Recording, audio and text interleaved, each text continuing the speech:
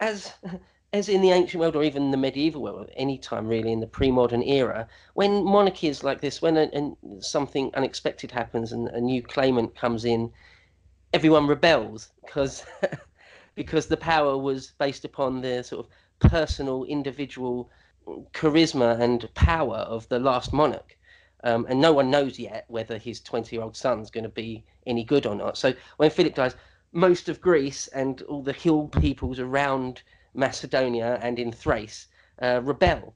And Yeah. Alexander has to just start putting them down straight away. Yeah, so very quickly, yeah. These people had generally been pacified by Philip.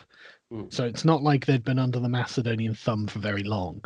And No. obviously, with the death of Philip, they're thinking, well, this is the perfect opportunity to get our freedom again. And so, yeah, Alice saying Alexander has to go into Thrace and north, just above Macedonia, and start putting all these hill tribes down, which is an interesting story in itself, isn't it, really? Yeah, yeah, and he thinks that. Well, there's a few interesting anecdotes about exactly how he does it with arranging wagons and rolling Yeah, stones down on people and all these sorts of yeah, things.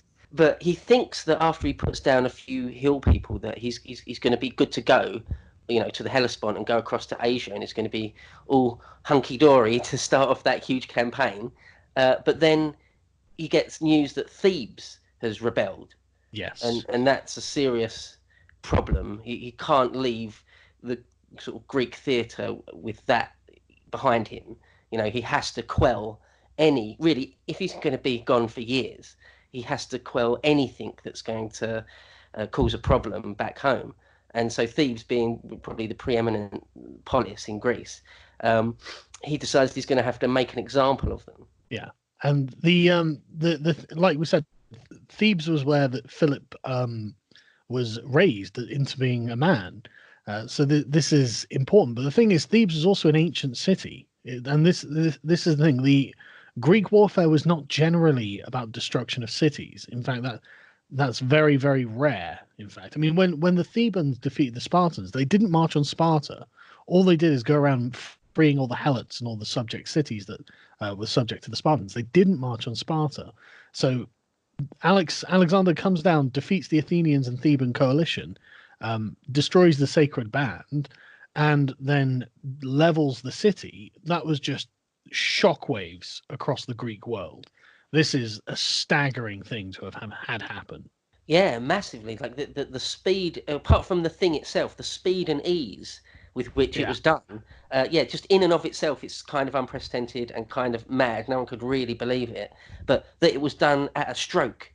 Yes. Really just yeah reverberated. Well, reverberates through the millennia to this day that we're talking about it right now. That it was just incredible, and a lot of scores were settled, like the Boeotians and various other peoples that the Thebans had been bastards to for generations upon generations, sort of get their chance to, well, slaughter all the men and sell all the women and children into slavery and more or less Yeah. destroy all the buildings. It sounds like almost a complete sacking, really hardly anything or anyone left.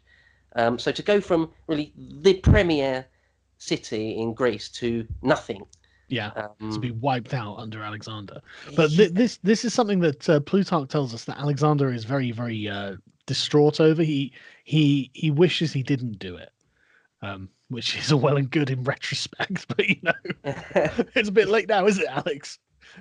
yeah. Well, apparently he was quite ubiquitous in the field during the siege, Mhm. and sort of allowed some massacres to go on because that was the point. It was to show all of Greece, don't rebel, don't you Yeah, dare rebel, because this is what happened to you. But then, when the dust cleared, so to speak, he realised how absolute the killing and destruction had been. Yeah, even for him, it was like, oh, okay, that was a yeah. bit much. That was a bit gross, and that actually plays out more than once in his career. Yes, it Um, does. Yeah, but for the first time, it happens straight away yeah. at Thebes.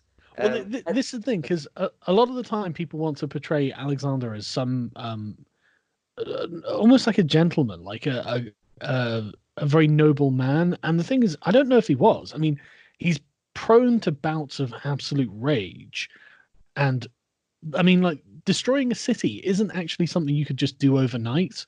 Like, there's a lot of effort in destroying an ancient city by hand, and so. a lot of time it take like a week or something to do it. And so when we're looking at the historical record, yeah, it seems to all be compressed into like, all right, okay, and Thebes is destroyed, and then but that's like a week-long process of burning the city, capturing everyone, killing all the men by hand, selling all of the women and children into slavery and reaping the money from that. That takes time. And so Yeah. Alexander must have allowed that to go on before thinking, well, shit, man, did I want that? you know?